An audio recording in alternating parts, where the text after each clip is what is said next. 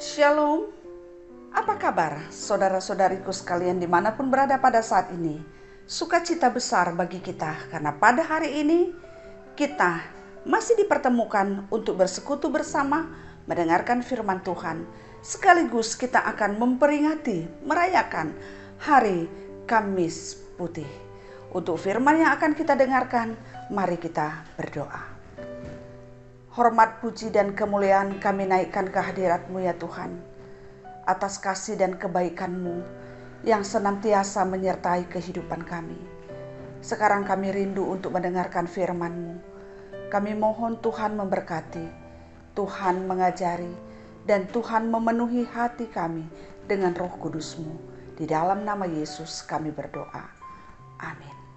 Saudaraku yang dikasihi oleh Tuhan, firman-Nya yang kita dengarkan pada hari ini adalah terambil dari Matius 26 ayat 20 sampai dengan ayat yang ke-24. Demikian bunyinya. Setelah hari malam, Yesus duduk makan bersama-sama dengan ke-12 murid itu. Dan ketika mereka sedang makan, Ia berkata, "Aku berkata kepadamu, sesungguhnya seorang di antara kamu akan menyerahkan aku." Dan dengan hati yang sangat sedih, berkatalah mereka seorang demi seorang kepadanya, "Bukan aku ya Tuhan." Ia menjawab, "Dia yang bersama-sama dengan aku mencelupkan tangannya ke dalam pinggan ini, dialah yang akan menyerahkan aku. Anak manusia memang akan pergi sesuai dengan apa yang tertulis tentang dia. Akan tetapi, celakalah orang yang olehnya anak manusia itu diserahkan. Adalah lebih baik bagi orang itu sekiranya ia tidak dilahirkan." Bapak, Ibu, dan saudara-saudariku sekalian, apa yang kita baca tadi mengingatkan kita tentang satu peristiwa yang terjadi menjelang diserahkannya Yesus ke tangan orang-orang yang hendak menghukum dengan menyalibkan dia. Tapi pada saat ini Yesus mengadakan satu acara bersama dengan murid-muridnya, yaitu perjamuan kasih. Bagaimana dia bersama-sama dengan murid-muridnya yang ke-11, mereka mengadakan perjamuan kasih. Apa yang terjadi? Apa yang menjadi catatan dalam perjamuan kasih ini adalah bahwa Yesus berkata tentang penderitaannya, dan dia mengatakan bahwa satu di antara ke-12 muridnya akan menyerahkan dia untuk orang-orang berdosa. Ketika Yesus mengatakan hal itu, murid-muridnya berkata, "Bukan aku ya Tuhan." Dengan sedih, karena dia merasakan bahwa Yesus akan mati. Dan dia juga penasaran, apakah mungkin aku atau siapa di antara kami? Namun apa kata Yesus? Seorang yang mencalupkan tangannya ke dalam pinggan ini, dialah yang akan menyerahkan aku. Dan satu hal yang menjadi catatan tentang apa yang dikatakan oleh Yesus adalah, memang anak manusia harus pergi sesuai dengan apa yang tertulis tentang dia. Tapi celakalah orang yang olehnya anak manusia itu diserahkan. Celakalah orang yang menyerahkannya. Memang Yesus harus mati. Tapi ketika dia terlibat, siapapun yang terlibat untuk kematian, Yesus celakalah. Dan lebih baik dia tidak dilahirkan. Itulah yang dikatakan oleh Yesus. Saudaraku yang dikasihi oleh Tuhan, banyak hal yang kita lakukan dalam hidup ini, baik yang berguna maupun tidak, baik kebaikan maupun kejahatan. Namun Tuhan selalu merindukan kita, mengingatkan kita bahwa apa yang Tuhan sudah rencanakan di dalam kehidupan kita, itu yang lebih baik kita ikuti daripada kita melakukan sesuatu yang membuat hidup kita hidup dalam kondisi celaka.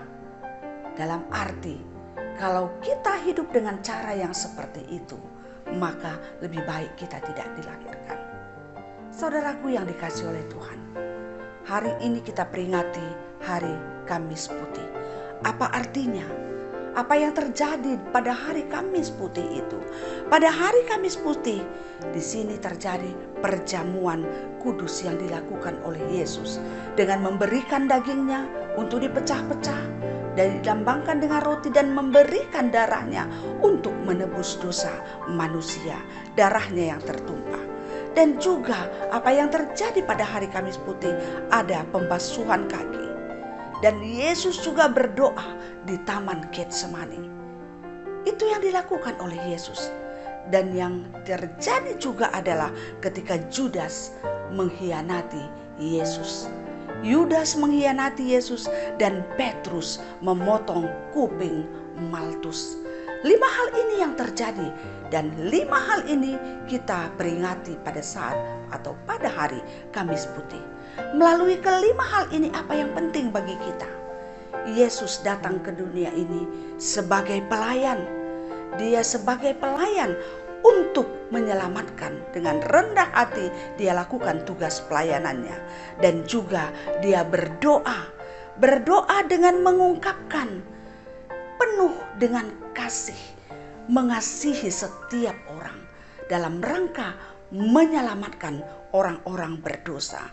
Dan juga di sini diingatkan untuk kita boleh meninggalkan nafsu duniawi, keinginan daging yang membawa kita kepada maut.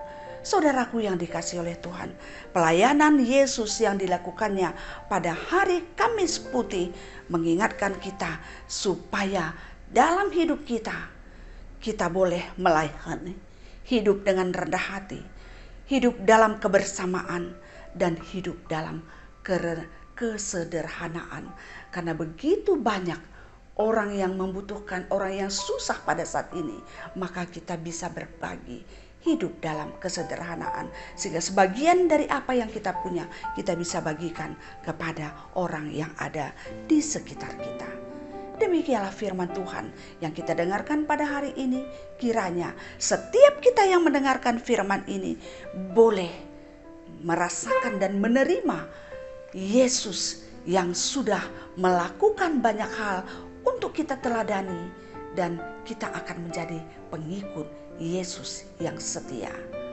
Amin. Kita berdoa. Terima kasih ya Tuhan untuk firman yang sudah kami dengarkan pada saat ini, di mana Tuhan melakukan perjamuan terhadap murid-murid menjelang Yesus menghadapi penderitaan di kayu salib. Ya Tuhan, ajar kami sehingga kami boleh meniru, mengikuti jejak Yesus. Kami juga mau berbagi, kami juga mau rendah hati, kami juga ingin ya Tuhan untuk selalu melakukan kasih. Dan kami bisa merasakan bahwa apapun yang kami lakukan dalam hidup kami selalu ingat bahwa kami adalah anak Tuhan. Terima kasih ya Tuhan, berkati firman ini dalam hati kami, untuk mampu kami memakaikannya dalam hidup kami. Pada saat ini kami berdoa, berkatilah kami semua ya Tuhan.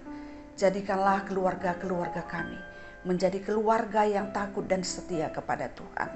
Berikan kepada kami kesehatan, berkati usaha dan pekerjaan kami, sehingga kami mendapat rezeki dari Tuhan, sehingga apa yang kami butuhkan kami boleh tercukupi semuanya.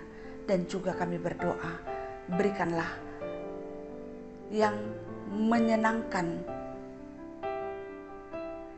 roh hikmat kepada kami untuk bisa menyenangkan hati banyak orang, terlebih-lebih hati Tuhan.